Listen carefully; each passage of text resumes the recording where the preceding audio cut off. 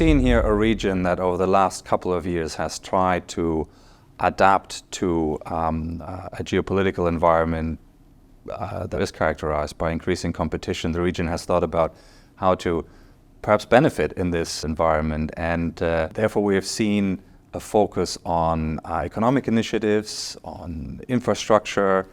We've seen attempts to integrate Israel more into the region politically and economically. And in the defense area in particular, we have seen GCC nations amongst themselves spending about $110 billion on defense last year. This will go up a little bit this year.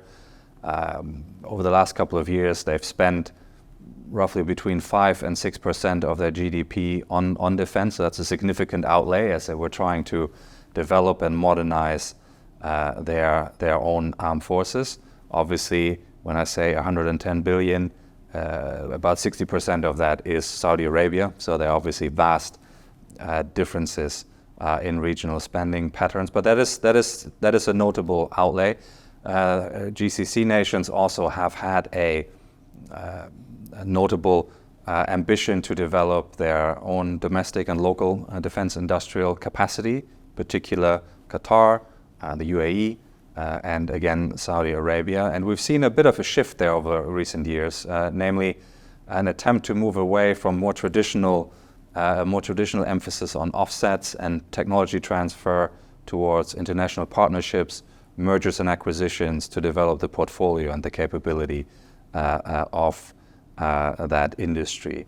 And now, of course, we are at this inflection point where this region, following Europe with the Russian war of aggression against Ukraine, being now the second region of overriding geopolitical importance embroiled in active conflict, and that, of course, changes the picture. I think one important realization is that the US has to balance its security commitments across multiple regions in the world. That is difficult to begin with.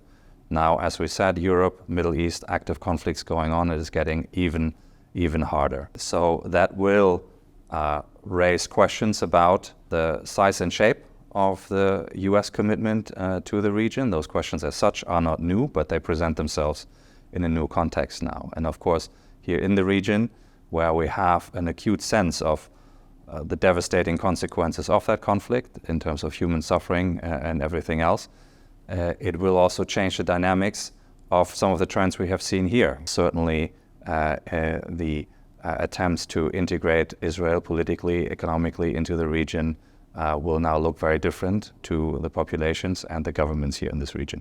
The IISS Manama Dialogue is a forum for direct exchange among leaders in the region and with leaders and experts of interested countries from outside the region. So we try to facilitate this exchange. We try to offer a platform for reasoned and considered debate in a context where conflict is going on that is harder perhaps, but it is also more necessary. So we very much hope that this year's IISS Manama Dialogue can foster a conversation about new initiatives to help with de-escalation, to help with diplomacy, and to help define solutions for some of these conflict drivers and for some of the pressing needs related to regional security problems.